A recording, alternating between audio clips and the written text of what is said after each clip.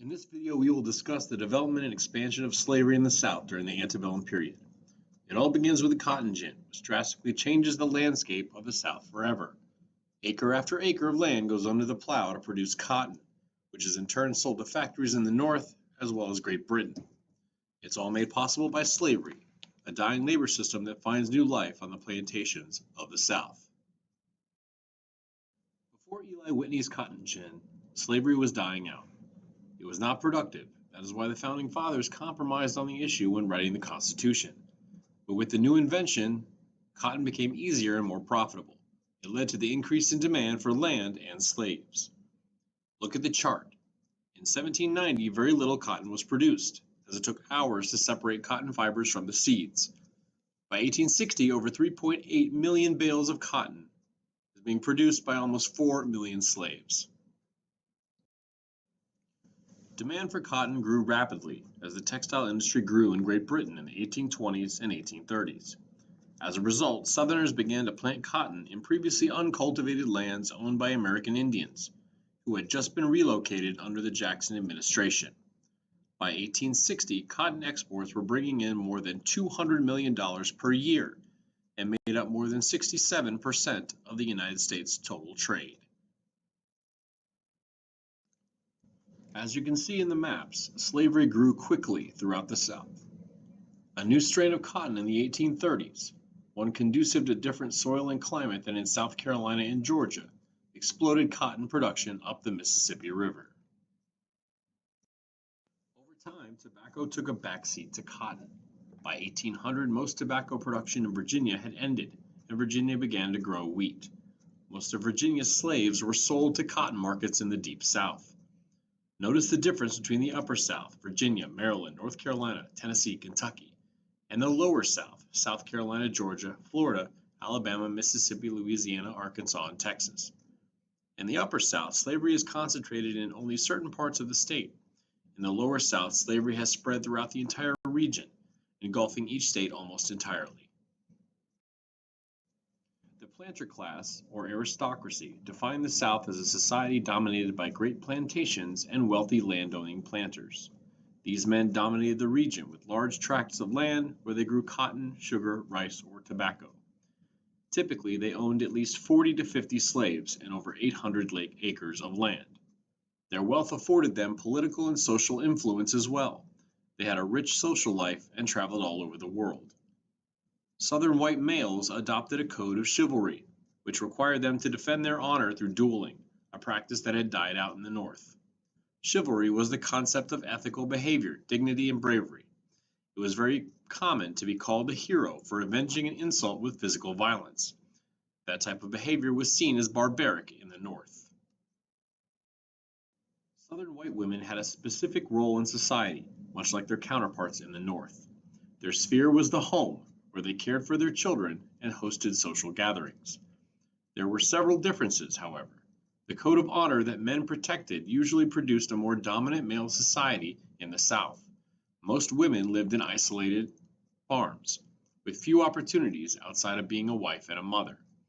Economically, women in the South participated much more, producing clothing, helping on the farm, and supervising slaves. Southern women had less educational opportunities as well. Most white Southerners, as you can see from the graph, were not planters or slaveholders, but yeoman farmers. They became known as plain folk. Most of them owned their own land, practiced subsistence farming, and were mostly in debt. It was rare for one of them to move up into the planter class. The Southern educational system provided poor whites with very few opportunities to learn, which limited their chances of moving up. Only the children of the planter class could afford a proper education. The public schools in the South were inferior to the ones in the Northeast.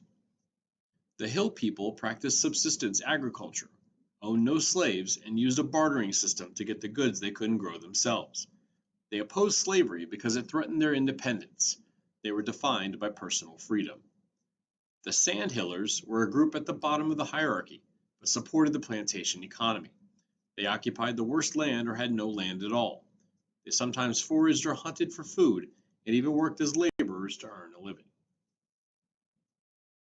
Southern states passed slave codes to regulate the lives of their slaves. Some examples included they couldn't own property, they couldn't leave without permission, they couldn't be out after dark, no gathering in groups except for church, no guns, they couldn't strike a white person, they couldn't learn to read or write, etc. They also strictly defined who was black. Any person with a trace of African ancestry was considered black. Enforcement of these slave codes was not always consistent, however. Some slaves were allowed to do some of the things previously mentioned.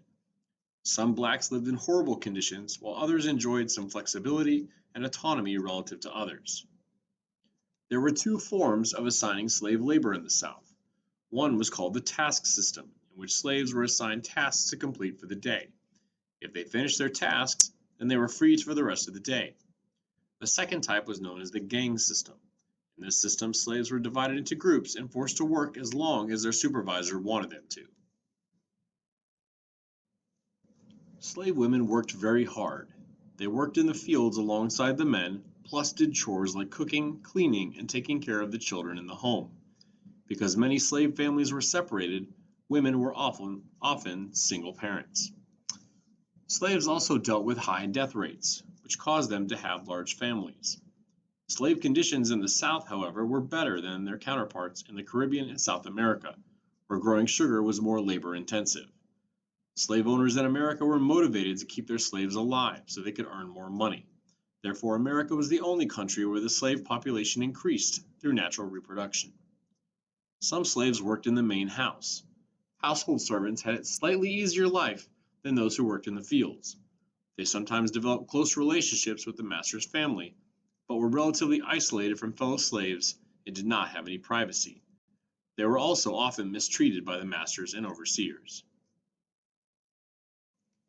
Despite arguments by slaveholders that slaves were generally happy with their conditions, blacks were not content with being slaves. They wanted freedom. Blacks responded to slavery in many ways. Number one form of resistance was rebellion, which was actually quite rare, but scared Southern whites.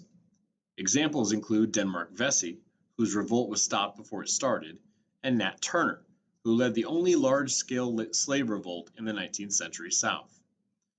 Another form was running away. A small number were able to escape to the North or Canada. Some slaves simply refused to work hard.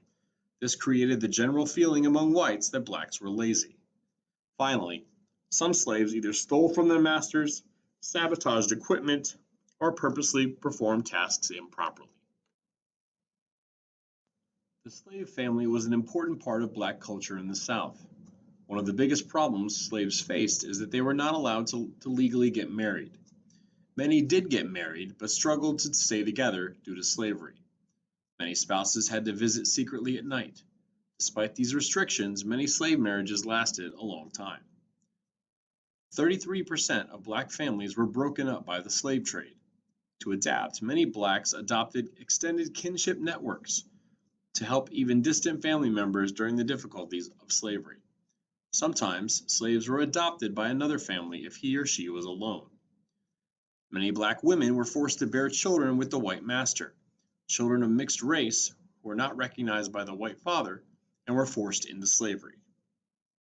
Despite the harshness of slavery, paternalism was established because the masters and slaves had a dependent relationship.